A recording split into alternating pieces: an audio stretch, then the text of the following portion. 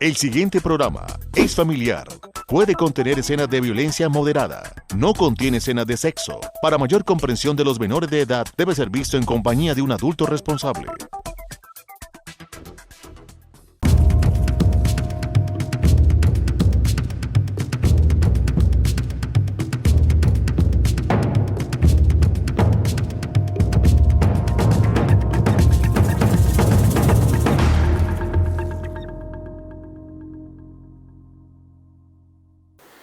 Historiadores de la historia. Bienvenidos a un programa muy especial, en el cual vamos a tratar de hacer de la mejor manera, por primera vez, creo yo, presentar una biografía mínima de nuestra Manuela Beltrán. Nos trazamos la idea en Historiemos desde programas anteriores y ya se hizo en el programa que acaba de pasar la semana pasada. Tratamos de identificar una mínima biografía de nuestro Manuel Ortiz, que no se ha escrito, que verdaderamente hace falta complementarla. Es posible que hayan algunos documentos, pero formalmente una biografía de este personaje tal vez hay que elaborarla, y ojalá que sea aquí en el Socorro, por supuesto, o en alguna otra parte de Colombia. Eso sirve para la historia de Colombia. Y la de hoy es relacionada con una mínimo aporte también, pero por primera vez me atrevo a decirlo. Es posible que esté equivocado, pero me atrevo a afirmar que no se ha escrito un documento formal biográfico de nuestra María Manuela Beltrán Archila. Es responsabilidad de Historiemos de la Historia, con el programa de hoy, someterlo a la crítica y a los aportes y a la complementación, etcétera, porque evidentemente esta extraordinaria mujer, con su aporte a la libertad y la independencia de Colombia, como lo vamos a ver en el programa, merece que algún historiador, yo no me considero historiador, pero enseño historia como educador, sigo enseñando historia, y eso es lo que tratamos de hacer en el programa de Historiemos de Paso Televisión, para el común de las personas. Entonces, qué importante, por esas razones, hacer este programa en esas condiciones. Desafortunadamente, los últimos días de nuestra Manuela Beltrán, ya lo vamos a analizar también al final del programa, pues ha habido algún inconveniente, y por esa razón aún espero que a futuro muy próximo se esclarezca un poco esa temática. Bien, para historiar la historia siempre hemos afirmado que la metodología de investigación científica es recurrir a las fuentes primarias. Una fuente, y si es una fuente escrita, primaria, reconocida históricamente como tal, es simplemente tenerla en cuenta y reconocerla y darle el valor, no económico, pero el valor histórico y cultural que en sí mismo ella encierra. Hemos tratado de hacer eso en el caso de lo que vamos a plantear de Manuela Beltrán. Adelanto de una vez, pudimos ir a la fuente primaria de la partida de bautismo que está aquí en la parroquia Nuestra Señora del Socorro, y nos facilitaron ese documento, que aprovecho pues para mostrarlo por primera vez. Dice: partida de bautismo de María Manuela Beltrán Archila. Aquí soportamos pues con esto tengo el documento que muestra el libro de bautismo, el libro número 2 de bautismos, e incluso se me permitió tomar una foto de la partida en sí misma de Manuela Beltrán, del bautismo de Manuela Beltrán.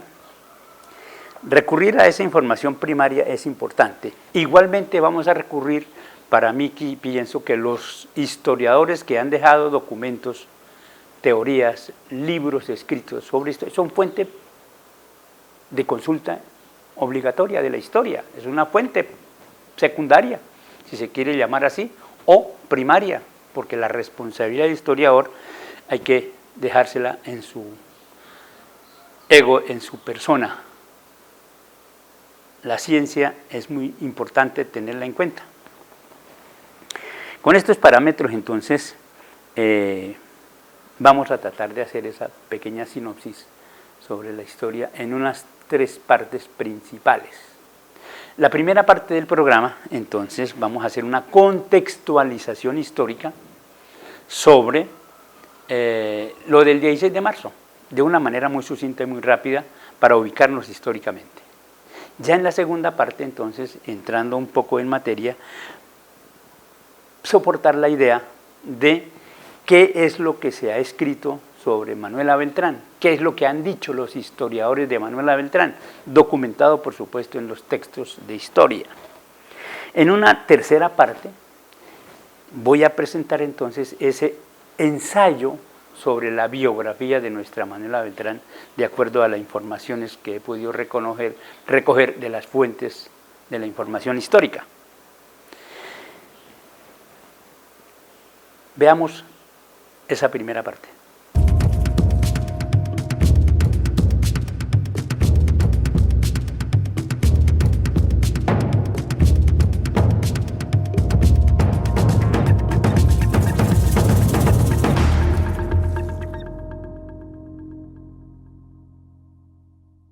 Hablar del 16 de marzo y de pronto un intento de biografía de Manuela Beltrán quedaría como faltando contextualizar qué fue lo que pasó, qué nos condujo, cuáles fueron las razones que tuvieron esos primeros comuneros y nuestra Manuela Beltrán para dar comienzo a la independencia de Colombia con su gesto patriótico que hizo en el Socorro. ¿Qué hay que contextualizar? Primero, para el momento de la rebelión comunera, unos 2 décadas antes tal vez, España e Inglaterra se habían enfrentado en una guerra muy fuerte, muy dura. Recordemos rápidamente, Inglaterra ya iba en un proceso capitalista muy fuerte, muy grande. Económicamente, por supuesto, era una potencia que producía industrialmente.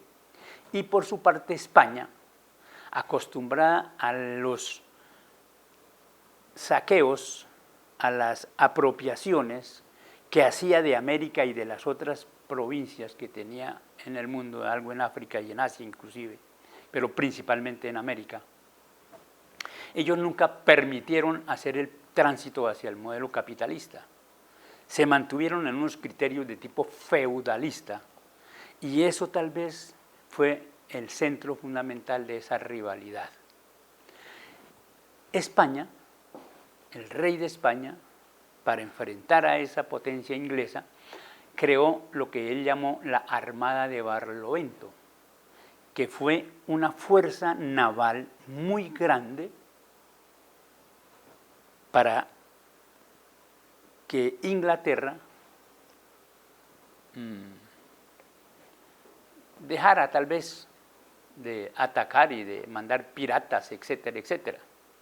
Esa guerra, de ahí viene el impuesto de la Armada de Barlovento, eso para empezar a explicar la contextualización histórica, para que entendamos cuál fue el cuento. ¿Qué pretendió el rey? Que los americanos dieran dinero para financiar la Armada de Barlovento, porque pobrecito el rey no tenía con qué, digo yo hoy.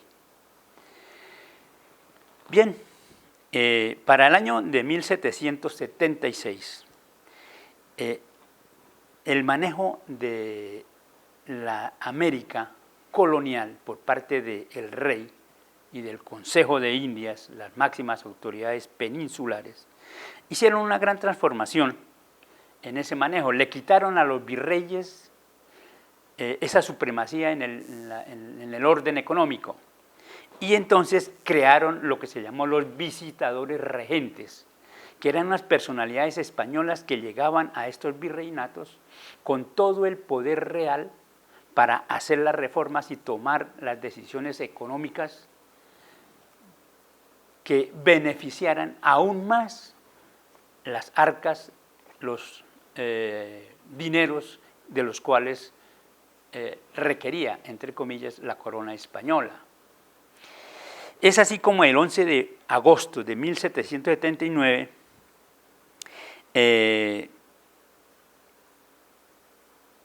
llega a Santa Fe de Bogotá el primer y tal vez único visitador regente, Juan Francisco Gutiérrez de Piñeres, y en esa fecha, el 11 de agosto, el virrey del momento le entregó a Juan Francisco Gutiérrez de Piñeres todo el poder político, y él inclusive salió de Santa Fe, hoy Bogotá, de Santa Fe, se fue para Cartagena y le dejó que él hiciera todas las reformas. Fueron muchas, y en síntesis muy rápida se habla de unos 25 30 impuestos nuevos que imponía España con ese visitador regente. Recordemos que fueron 300 años de colonia, y durante esos 300 años de colonia, instituciones como la mita, los resguardos, las encomiendas, habían expropiado las riquezas, el oro, la plata de nuestra América y de nuestra Nueva Granada de esa época, hoy Colombia. Pero trae nuevos impuestos. Y entonces se habla de unos casos muy concretos que el 29 de mayo aumentó 2 reales el costo de la libra de tabaco y del aguardiente, impuestos que iban directamente para su majestad el rey. Eso causó una gran incomodidad porque Socorro dependía muchísimo del tabaco, ya lo explicamos en un programa anterior. Para el 12 de octubre de 1780 se elabora un exacto arreglo y manejo de las rentas y se impone entonces, como ya dijimos, lo de la alcabala y lo de la armada de Barlovento. Para diciembre de ese mismo año, este visitador regente impone unas nuevas rentas, aumenta en un 4% los impuestos que se habían dado hasta ese momento.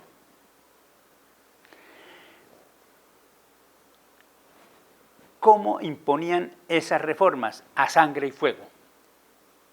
O pagaban o pagaban. Se destruían los cultivos de tabaco si no se pagaban los impuestos, etcétera, etcétera. Toda la arbitrariedad posible. Eso es lo que hizo que se fuera minando desde un principio una rebeldía grande en nuestra provincia de Socorro, de aquella época, capital Socorro. No había la provincia guanentina, ni había la provincia de Vélez, ni nada. Era la provincia de Socorro que cobijaba prácticamente todo lo que es el sur de Santander de hoy. Hubo unos 3 momentos anteriores al 16 de marzo, que hay que nombrarlos y que hay que respetarlos, por supuesto. El significado del 16 de marzo de 1781 en el Socorro es el que se considera el comienzo formal de la rebelión comunera. Lo anterior pues fueron algunos levantamientos muy localistas que de todas maneras fueron minando esa actitud política económica para llegar a lo que fue el 16 de marzo. Se dice que un primer levantamiento sucedió en Mogotes en el mes de febrero de 1778. Se levantaron y sacaron esa casta de rechazo a esas nuevas leyes que trataban de imponer aquí. Se manifestaron fuertemente y atacaron todo eso que quería la autoridad virreinal. El 29 de octubre de 1780 también igualmente en Mogotes se habla de unos 300 rebeldes que nuevamente se imponen para no permitir las arbitrariedades de esos regentes, visitadores y sus milicias. Se habla de Simacota el 22 de octubre, por supuesto, de 1780, una trifulca fuerte en Simacota. Y finalmente, en Charalá, en diciembre 17 de 1780, es como esa antesala importante de ese rechazo a todas esas arbitrariedades que se van llevando a cabo. Adelantemos un poquito.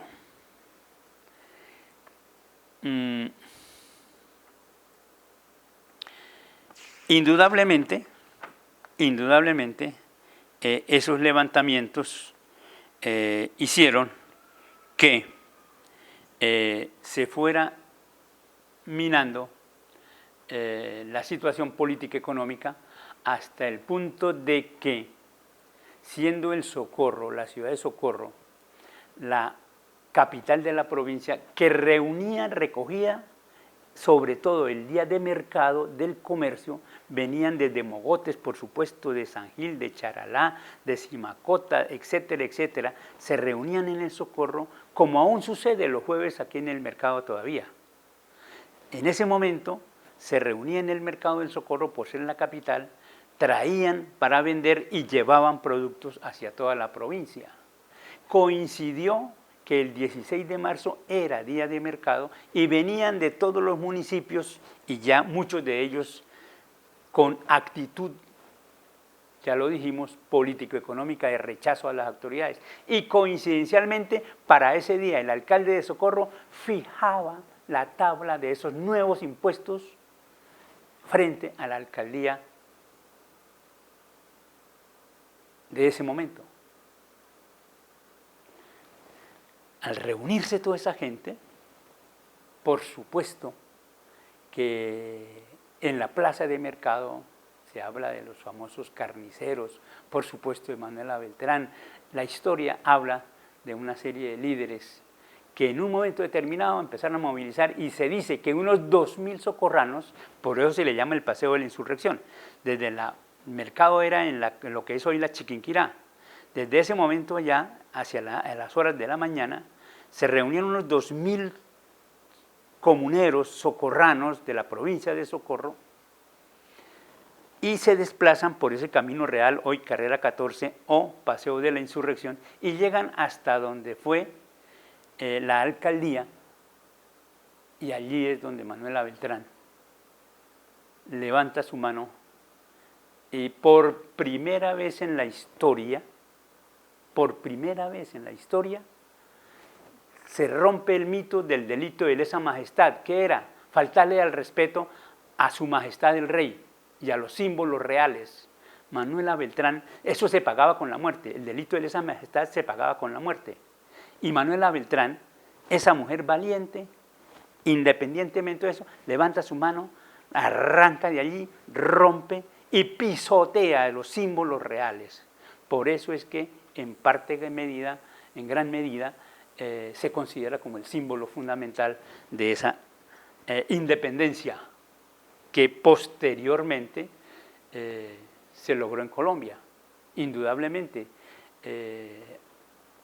no se pensó desde un inicio fundamental en independencia, pero fue un rechazo, y aquí se nombraron autoridades, etcétera, todo el proceso ya de independencia, pero por lo menos con ello se inicia lo que se llamó la Guerra de Independencia. Bien, pasemos a esa segunda parte entonces de nuestro intento de biografía para analizar qué es lo que plantean los historiadores de nuestra Manuela Beltrán como una fuente de la información para esta temática de hoy.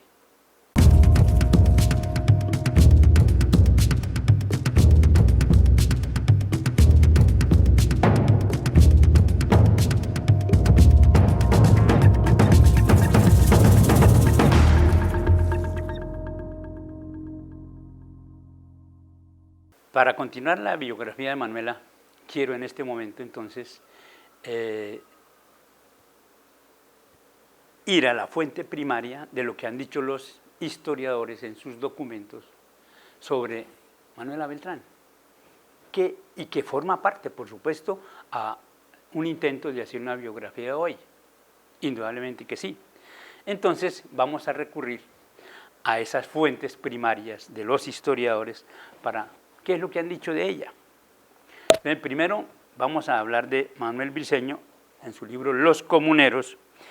Fue el primer libro escrito sobre la rebelión comunera. En la página 7, él va narrando lo relacionado con los comuneros y en la página 7 dice: preparados los ánimos el 16 de marzo de 1781, día de mercado, etcétera, etcétera, cuenta lo de José Delgadillo, los peceros, etcétera, y remata de la siguiente manera: y una mujer llamada Manuela Beltrán se acercó a la puerta de la casa donde estaba fijado en una tabla el edicto del visitador, y al grito de «Vive el rey y muera el mal gobierno», desgarró el edicto y volvió pedazos la tabla,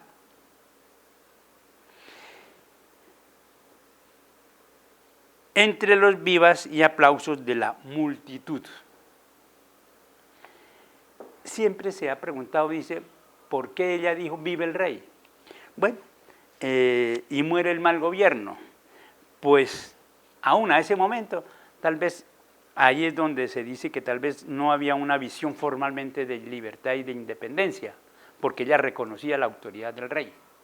Era que se le habían hecho reconocer por razones de tipo filosófico, religioso, político, etcétera, que el rey era el representante de Dios sobre la tierra y al cual era su majestad, al cual tenían que rendir pleitesía y obediencia ciega y fiel y firme.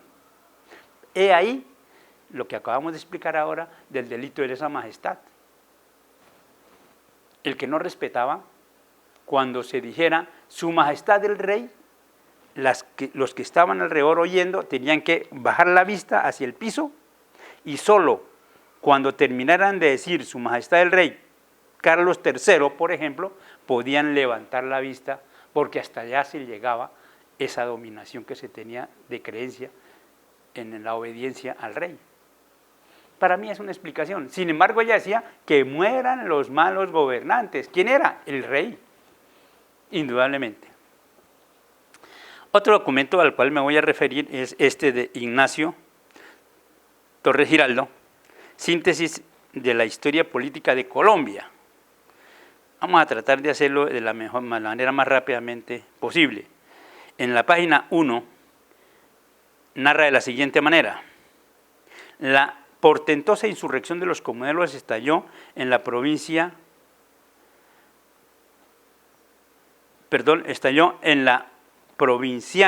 ciudad del Socorro el 16 de marzo del citado año de 1781, día de mercado, cuando una valiente mujer vendedora de puesto fijo, de nombre Manuela Beltrán, se puso al frente de otros vendedores que, como ella, protestaron contra el nuevo impuesto de la corona española. Continúa el tema. Dice al final que Manuela Beltrán hizo de su mano garra, rasgó el papel y simuló limpiarse con él para luego arrojarlo al viento y marchar con la multitud a las puertas del cabildo. Qué importante descripción esta que hace Ignacio Torres Giraldo. Rápidamente, en el Diccionario de Historia de Colombia, de Horacio Aristizábal, en la página 67, hablando de los comuneros, se narra de la siguiente manera: la cabeza del movimiento fue la ciudad del Socorro, en donde el 16 de marzo de 1781 Manuela Beltrán rompió el edicto referente a las nuevas contribuciones a los gritos de «Vive el rey y muera el mal gobierno, no queremos pagar la armada de Barlovento». hasta ahí han sido pues fundamentalmente estas definiciones que hace biográficas que han hecho los historiadores. Miremos una siguiente, en el Manual de Historia de Colombia, que es un documento del Instituto Colombiano de Cultura en el tomo número 2, en la página 52, ¿qué se dice de la biografía de esta mujer? Sin embargo, la gran conmoción revolucionaria se inició en Socorro, el 16 de marzo de 1781, cuando el pueblo protestó contra los impuestos. Una cigarrera, llamada Manuela Beltrán, se encaminó al estanco, donde arrancó y rompió el edicto de los impuestos ante la aprobación de la multitud. Se exacerbaron los ánimos y se convocó al cabildo, que decidió suspender el cobro de esos impuestos. Eso es lo que normalmente se ha narrado entonces rápidamente de la biografía de nuestra Manuela Beltrán. Miremos otros dos temas principales. Francisco Posada, en su libro El movimiento revolucionario de los comuneros, igualmente desarrolla lo que estamos tratando de biografiar de Manuela Beltrán. En la página 30 de su libro inicia un párrafo de la siguiente manera: este desconocimiento se hace aún más patente, estaba hablando del desconocimiento de los impuestos, este desconocimiento se hace aún más patente con el acto de Manuela Beltrán. La multitud se dirigió a la casa del alcalde ordinario, el señor Angulo y Olarte, quien además era recaudador de impuestos para la fecha. Más adelante entonces remata el artículo de la siguiente manera: en lo referente a Manuela Beltrán, el comentario del general Francisco Miranda, nuestro precursor, relacionado con los sucesos del viernes 16 de marzo, deja traslucir que esta mujer obró no por mera irascibilidad y llevada por los acontecimientos. Ella tenía justos motivos para estar resentida, ya que de los primeros sufrió el impacto del ejército y el arancel. La viejecilla, dice el general Miranda, de aquí se sabía, comentó, le hicieron los guardias de alcabalas derramar un poco de arroz que había comprado con un ovillo de hilo, del cual pretendían que ellos no había pagado la alcabala. Pues es otro argumento que nos trae este autor y que explica un poco la actitud personal de haberse enfurecido de la manera como lo hizo nuestra Manuela Beltrán. Finalizamos esta parte entonces con dos temitas más muy rápidamente para ver lo que han dicho las biografías de nuestros autores sobre nuestra Manuela Beltrán. Germán Arciniegas, en su libro 20.000 comuneros hacia Santa Fe, en la página 153, trae un título muy grande que llama Manuela Beltrán la comunera. Quiero leer un poquito más extenso porque me parece que es una argumentación muy importante que nos soporta para hoy lo que estamos diciendo. En casi todos los pronunciamientos populares, el caso de Manuela Beltrán se repite. Las mujeres azusan a la revuelta, rompen el edicto, dan el grito de independencia. Manuela Beltrán no vuelve a aparecer en la historia, su biografía. como desaparecen las demás mujeres, pasando todas a la lucha anónima.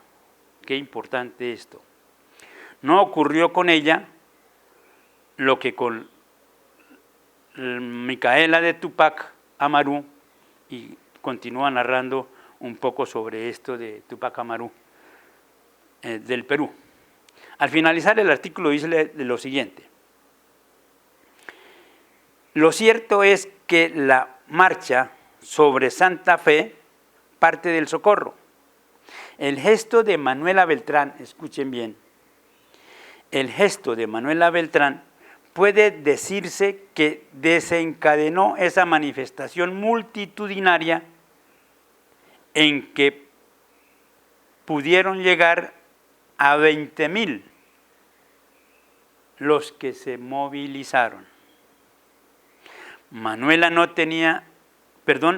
no era una joven, tenía 57 años el día del motín. Su figura desaparece después del grito del socorro.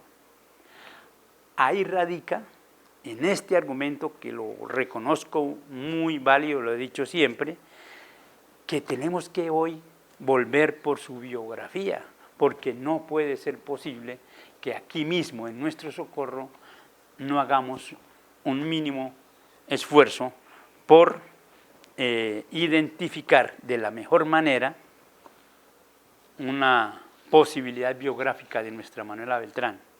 Tenemos que hacerlo, es un reto. Finalizo de esta manera. Hay, incluso en las redes,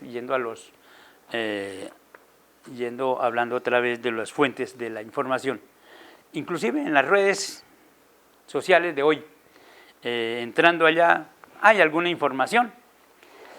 Aquí encuentro una que la titulan Manuela Beltrán. Al colocar su nombre allá y pedirle la información,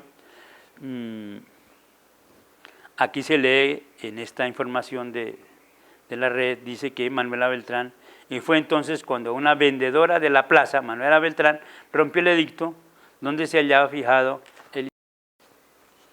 Se consigue en las redes, pero desafortunadamente no hay una biografía, tampoco en las redes, una biografía mucho más formal. Hay una que encontré hay dos temitas que quiero aclarar de una vez, que están en las redes. Este lo titula Manuela Beltrán, y como cosa especial sacan la foto ilustrativa del monumento a Manuela Beltrán allá en el convento, frente a la capilla de Santa Bárbara, que lo titulan de esta manera: Manuela Beltrán de Quesada. Me parece que es un terrible atrevimiento pretender afirmar que ella pudo haber sido casada. Por lo menos que yo sepa, no he tenido información. Es la primera vez que tengo esa información, por eso me sorprendió mucho. Porque que yo sepa es María Manuela Beltrán Archila. Y yo no he encontrado, y no sé, es posible que me equivoque, que ella haya contraído matrimonio de alguna manera. El otro error que hay en esta información de la red, dice que falleció, dice fallecimiento, 16 de marzo de 1781, 57 años, en Socorro, Santander. Es decir, que ella hubiera muerto ese día.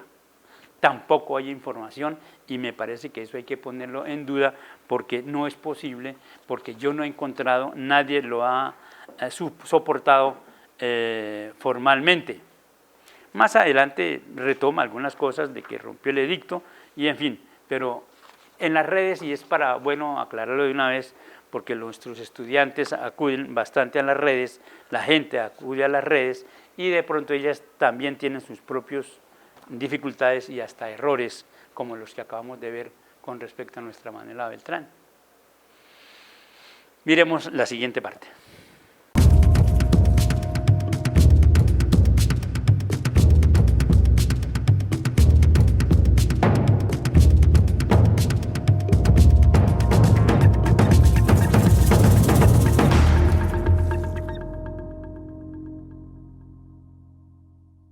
Quiero presentarles, sobre las fuentes de información primaria que les he mostrado,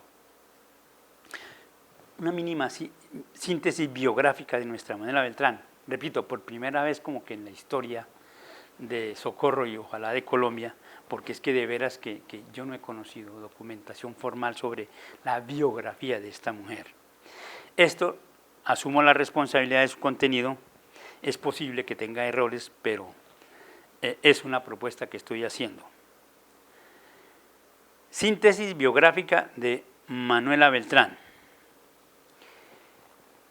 Nombre completo: María Manuela Beltrán Archila. Lugar y fecha de nacimiento: Socorro, el 1 de mayo de 1724. Si sumamos que al 16 de marzo tenía 57, hacemos la resta fácil y nos dio. Y efectivamente se confirmó con la partida de bautismo. O sea que esos documentos son históricamente muy confiables. Fecha de bautismo en la parroquia de Nuestra Señora del Socorro, el 2 de julio de 1724, al mes larguito de su nacimiento. Sus padres, según la partida que les mostré ahora. Su padre, Juan Beltrán, y Ángela de Archila. Oficios, pues ya los escuchamos. Es muy común hablar de que ella envolvía tabaco y que, de acuerdo a esto, las cigarrerías, junto con los piqueteaderos y demás, quedaban sobre el camino real después del templo de la Chiquinquirá hacia la Guayacana. Es posible que allá hubiese sido el sitio, aún hoy hay por allá algunas cigarrerías. El otro oficio que ella, según los documentos, dice que era una vendedora de puesto fijo. Esto significa que su actividad era precisamente también relacionada con el comercio y por eso es que además la afectó directamente en forma personal todas esas reformas de impuestos, porque siendo ella comerciante, seguramente no una gran comerciante, pero sí alguna vendedora de plaza, pues la afectaban todas esas cosas. Edad para el 16 de marzo de 1781, según su propia versión en una indagatoria que hacen, dice que ella tenía 57 años para ese 16 de marzo. Quiero a continuación entonces rápidamente enumerar cuáles fueron las consignas que guiaron el levantamiento comunero y que la inmortalizaron para la historia de Socorro, de Santander y de Colombia. Ya vimos algunas de ellas ya dadas allí, pero sinteticemos las siguientes. Primera consigna: viva el rey de España, pero no admitimos el nuevo impuesto de Barlovento. Ya explicamos un poco lo del rey, por supuesto también explicamos un poco lo de la Armada de Barlovento. Una segunda arenga formal de ella: muera el regente y muera el fiscal Moreno y Escandón. Qué posición tan dura, tan decidida, tan contundente de esos comuneros de ese momento. El regente era Gutiérrez de Piñeres y había que asumir una actitud con ella. Hay una tercera que dice: viva el rey y muera el mal gobierno, no queremos pagar la Armada de Barlovento. ¿Cuál es el significado de historia de estos lemas? Perdón, ¿cuál es el significado histórico de estos lemas? Yo me he tomado la molestia de redactar algún significado de la siguiente manera. Primero, este grito de protesta expresa muy bien el carácter inicial de las reivindicaciones y es la primera manifestación ideológica del pueblo de Socorro, de la plebe socorrana. Repito, expresa muy bien el carácter inicial de las reivindicaciones, que es la primera manifestación ideológica para guiar una idea de rebeldía, de independencia, de libertad posteriormente. Segunda, reveló por primera vez la conciencia de la nacionalidad colombiana de la República de Colombia hoy. Reveló por primera vez la conciencia de la nacionalidad. Fuera el mal gobierno, etcétera, etcétera. Tercero, los edictos destrozados y pisoteados tenían, los edictos arrestados y pisoteados tenían los símbolos reales y el sello formal del rey. Esta mujer fue la primera persona en la tierra colombiana que se atrevió a arrancar y pisotear, destrozar y pisotear estos símbolos reales. Insisto un poquito en lo siguiente. Ya dijimos un poco en el comienzo del programa, existía el delito de lesa majestad, que era faltarle al respeto a los símbolos reales. Recordemos que el rey, según la religión y la teología y la política de ese momento, en 300 años de colonia, era que el rey era el representante de Dios sobre la tierra y que por lo tanto había que obedecérsele ciegamente sin intentar absolutamente ninguna, hasta el tal delito de lesa majestad que decimos ahora. Otra siguiente, el gesto de Manuela Beltrán desencadenó la multitudinaria manifestación de 20.000 comuneros hacia Santa Fe. Tal vez en Colombia no ha vuelto a haber una huelga, un levantamiento que reuniera toda esa cantidad de gente, tal vez por primera vez. Yo quiero referirme finalmente a lo que manifiesta Juan Frit e invito a los televidentes para que en el tomo número 2, Rebelión Comunera de 1781, en el tomo 2, en la página 1069, y en las anteriores, él hace un análisis que titula El levantamiento comunero como etapa hacia la independencia. Qué importante argumento. Y ahí es donde estamos sustentando un poco la biografía que intentamos hacer de nuestra Manuela Beltrán. Aquí en esa página 1069, él plantea lo siguiente. La época en que se produjo la rebelión comunera, que era de carácter local, señala el comienzo de una lucha contra el orden feudal que hasta entonces, con variaciones locales, gobernaban las naciones subdesarrolladas del mundo, tanto en Europa, Asia, África, como en América. Aunque la de los comuneros de 1781 había fracasado, dijimos con las capitulaciones, sí contenía gérmenes de la transformación hacia un nuevo orden social y político, el dominio de la burguesía, que es el que actualmente forma las naciones del mundo. Sí contenía, no lo afirmo yo, lo afirma un respetable historiador como Juan Frit. Miremos rápidamente entonces la última parte del programa para soportar de la siguiente manera. ¿Cuándo y dónde fue el fallecimiento de Manuela Beltrán? Como para terminar nuestra síntesis biográfica de Manuela Beltrán.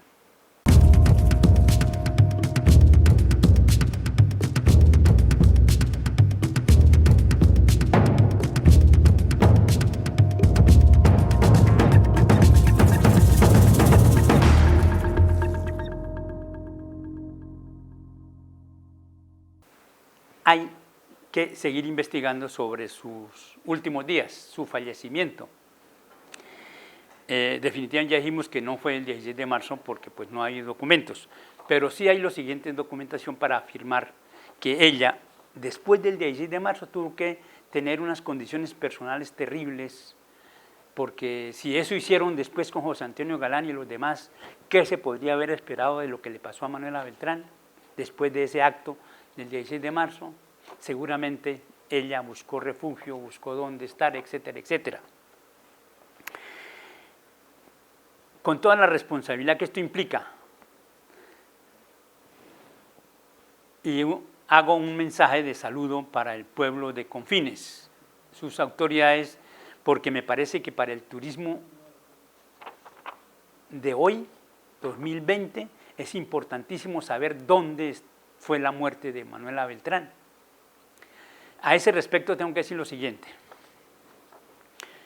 Trabajaba en el año de 1990 en la Escuela Industrial de Oiva con un compañero, un profesor Hugo Franco, también trabajaba allí.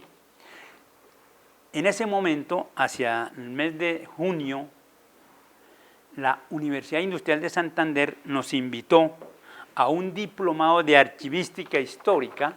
Este es el diplomado, este es el certificado que nos dieron.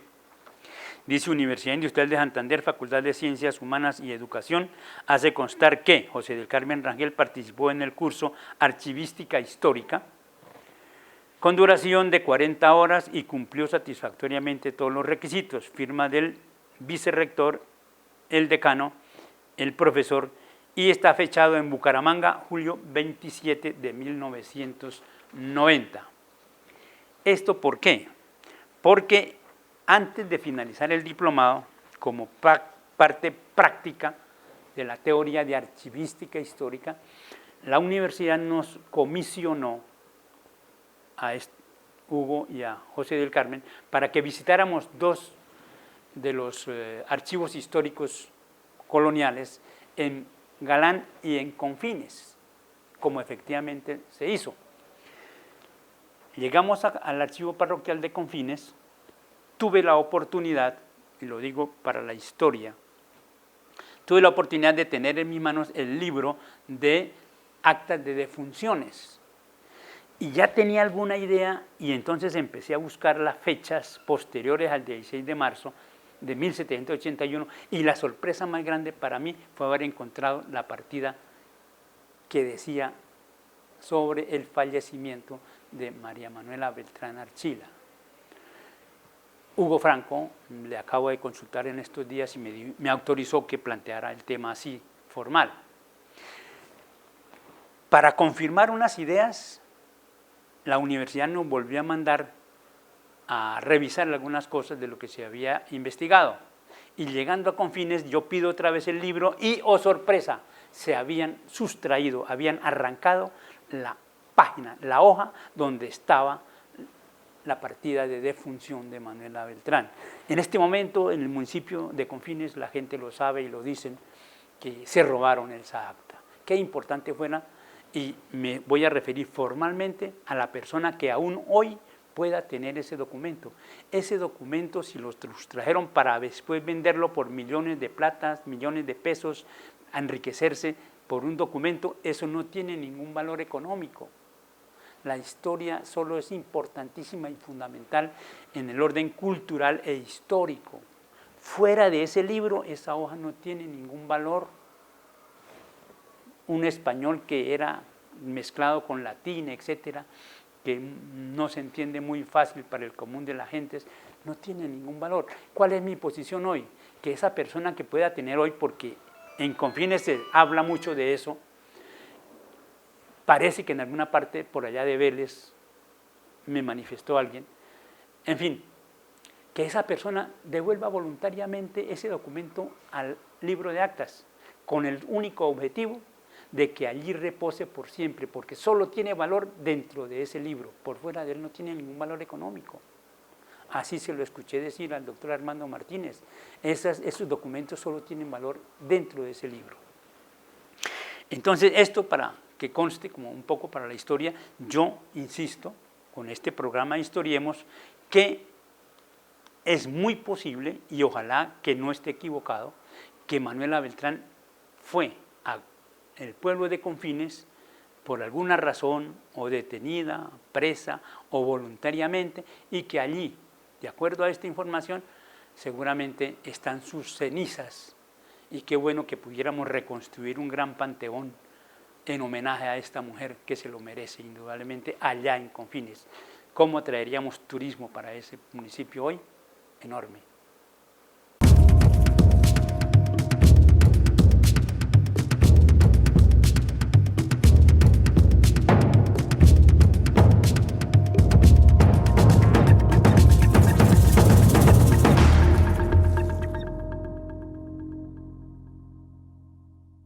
Para cerrar el programa de esa pequeña biografía de nuestra Manuela Beltrán, qué importante es mostrar formalmente el sitio donde esta mujer rompió el edicto.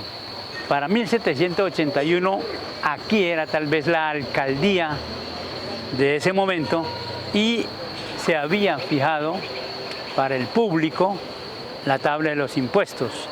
Ubiquemos, estamos en la carrera 15 con calle 15 actualmente, exactamente en la esquina del Parque de la Independencia actualmente. Este fue el glorioso lugar donde por primera vez en la historia de Colombia se rompen formalmente los nexos de sometimiento de esta tierra a la dominación extranjera, porque por primera vez se hace la rotura, el rompimiento y el pisoteo de esos símbolos reales, fue en este punto. Qué bueno para historiar la historia volver a recordar esto. Aquí en El Socorro hay otros dos lugares donde hacemos una memoria también de nuestra Manuela Beltrán, vamos a verlos a continuación.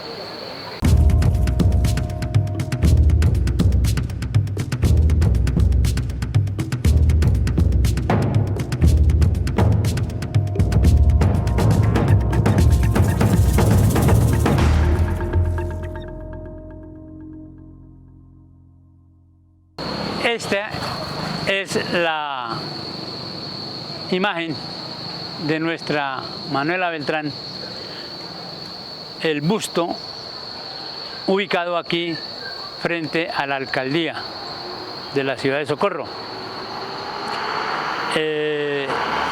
Todos los años, en memoria de ese 16 de marzo, se le hace una hermosa ofrenda floral como la que estamos viendo, porque el día de ayer fue el 16 de marzo, conmemoración de esa fecha.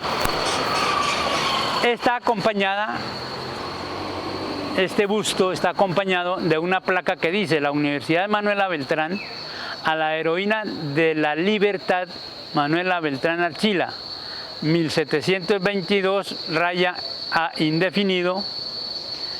Yo aquí teníamos que corregir hoy, de acuerdo a los documentos que hemos recogido, sería de 1724. A indefinido porque ojalá que aparezca la partida de función allá en Confines para saber exactamente en qué año murió esta mujer. Y este busto fue entonces ubicado aquí en diciembre del año 2005 por la Universidad Manuela Beltrán. Importante lugar para reconocer a nuestra Manuela Beltrán.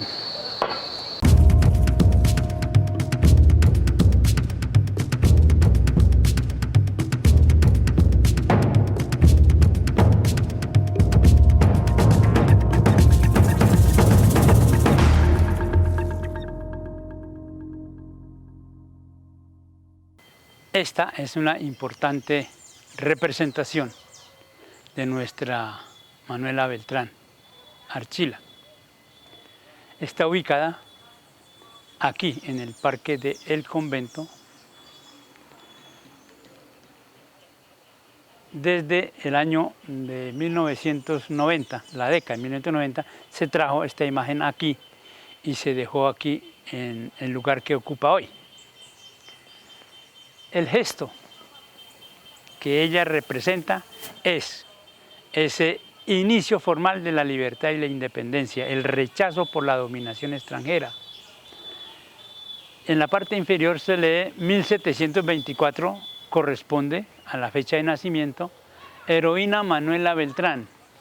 Aquí habla de 1781. Tal vez esta fecha no corresponde exactamente a su fallecimiento.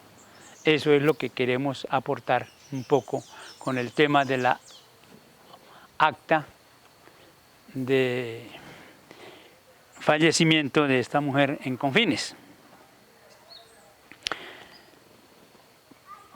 Hagamos la siguiente aclaración. Para el 16 de marzo de 1781 no existía ni la Capilla Santa Bárbara ni el convento que podemos ver en esta toma. Era seguramente un espacio totalmente diferente, seguramente despoblado, porque aquí era el camino real que conducía de Socorro a Páramo y a las regiones, a las partes altas del Socorro.